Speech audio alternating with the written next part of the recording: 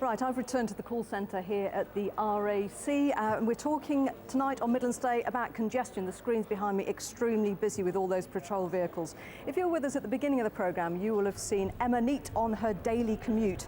Now, we asked Emma to take part in a little experiment. We joined her on the daily commute and school run, and we wanted to know what happened to Emma's heart rate when she got stuck in traffic. So let's find out. Well, we're here at Coventry University to analyse Emma's heart activity during that school run this morning. And I'm joined now by Dr. Graham Shelton-Rayner. Dr. Shelton-Rayner, you've been analysing her heart rate. How did she fare in that rush hour drive? I have, and she did actually show quite a considerable stress level. I've actually compared a weekend drive with her school run this morning, and what I'm actually interested in is the difference between these durations, which we call an interbeat interval. And that is indicative of how stressed an individual is. And the measure that I'm actually using is called heart rate variability. So if we go into the overall results, comparing her weekend drive to her drive this morning, you can see that her gross heart rate actually increased quite considerably. So you can actually see on this that she was quite stressed. She did find it. So the school run really did affect her heart, didn't it? It did. It can't be very good for you. No, it isn't. And you can actually drill down the information even further. And you can actually see here that she had to drop off her children midway through her commute this morning. And then immediately after she actually dropped the children off, she got stuck in traffic.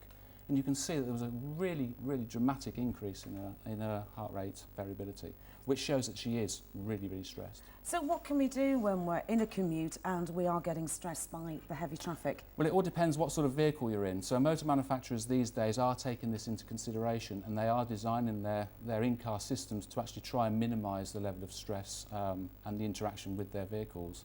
But it is simply just sit back, relax, go with it, and don't try and get as stressed as you should do. So just try and think, there's nothing I can do about this. No, something you can do. Thank you ever so much for joining us, and here's hoping for a stress-free evening for everyone.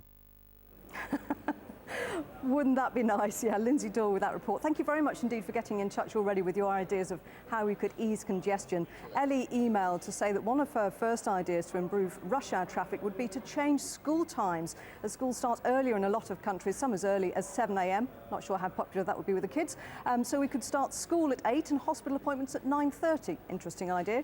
And Tony Kay has emailed to suggest traffic lights are installed on the Pershore Road roundabout at the Belgrave Middleway in Birmingham. He said it's currently a nightmare with traffic in all directions.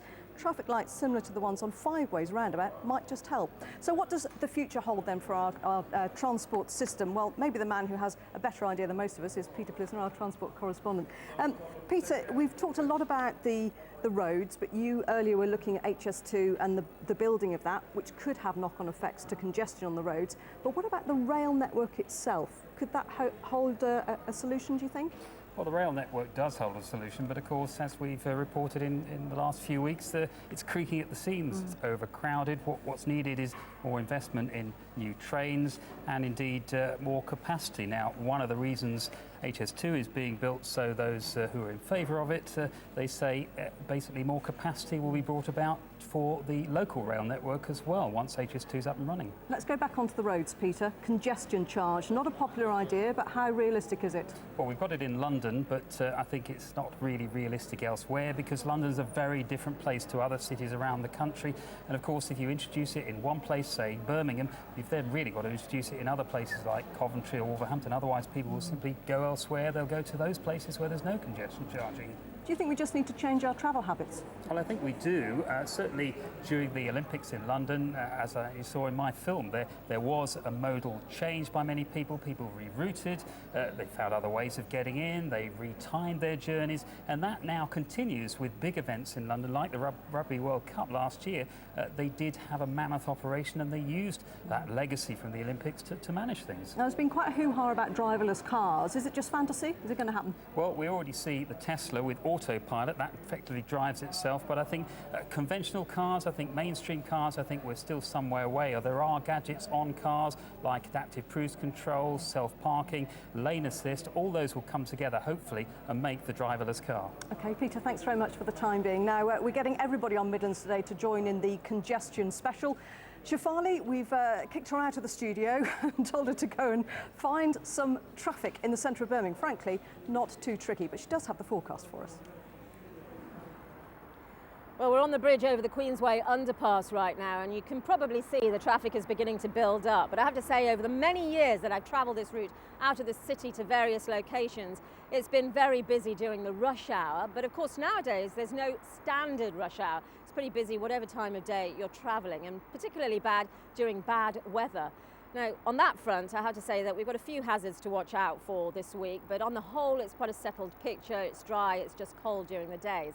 Take a look at the pressure chart, and we've got high pressure in control, giving us those settled conditions. It's to the northeast right now, but later in the week, it'll manoeuvre itself around to the northwest, sitting over Ireland, introducing a northwesterly and more in the way of cloud, which will have a positive effect on those temperatures. But right now, it's very cold, and tonight particularly so. Temperatures under the clearer skies will plummet to -2 to -4 Celsius, giving us a widespread frost and some mist patches into the morning tomorrow. Perhaps the odd isolated freezing fog patch, but very little of that.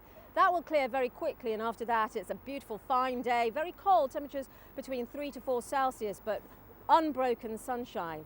And then we do it all over again tomorrow night, just colder than tonight, and because of that there's more likelihood of some freezing fog patches into the morning on Wednesday, but those will slowly lift, and again a cold day but dry and sunny. And as I say, after that we've got a northwesterly breeze starting to kick in, and that's going to introduce more cloud from the north spilling southwards. That will keep the temperatures up during the night, so less in the way of frost, perhaps more in the way of fog during the mornings, but cloudier days, and as a result that's going to affect temperatures. So by Sunday it's looking quite cold but predominantly dry.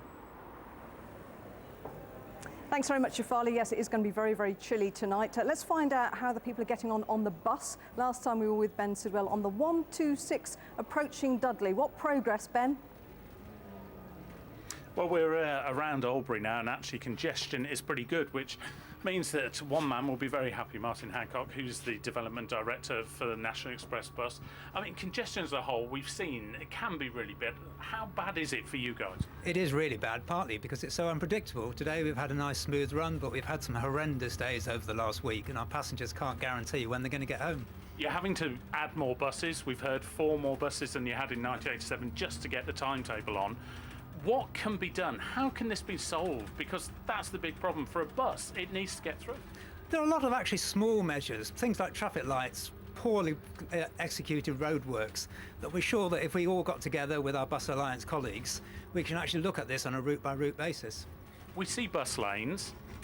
Do they work? Do they seem to work? People seem to, use bus lanes as another lane for traffic. Does it work, or is that a problem? Certainly the one in Solihull that's gone in Load Lane has been a great success, speeding up our journeys for our bus passengers by about 8 minutes, I think. Now, this is a state-of-the-art bus, as we said. It's got Wi-Fi, it's got extra seats, very nice indeed. But isn't your big problem trying to get people out of cars into this bus? Can you actually persuade them to do that? Certainly where we've had these buses, and we've had them for about a year now across the whole of the West Midlands, they prove very popular. Lots more people are using them, and people coming out of their cars and having a nice smooth ride. Well, I have to say that the ride certainly has been smooth for us today. As you can see, the Wolverhampton Road, the Birmingham New Road in front of us is actually clear. So they're running to Dudley, fingers crossed should be on time, and it should be in Wolverhampton as well at the end of the journey on time as well. Excellent. Thank you very much indeed, Ben. Hope you've got a lift back. Now, we couldn't cover everything on our congestion special tonight. We couldn't go everywhere in the West Midlands. So this is where we want you to get involved. We want you to send us your ideas of maybe how congestion could be eased across the region. So we want to hear about your experiences, whether it's road or rail. We're setting aside some time every day this week to investigate the stories that you want us to look at. We're calling Your Shout, and you can get in touch by using the email yourshout2@bbc.co.uk, as well as Twitter and Facebook, of course.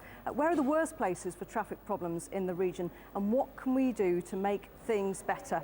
And next Monday, we'll be talking to the candidates for the Midlands Metro Mayor. I'll be putting questions to them about the transport network and your questions as well, so do get in touch with your ideas on that. But that's it from me, Mary Rhodes, here at the RAC Control Centre in Walsall. From everybody here on Midlands Today, thanks for watching. Bye-bye.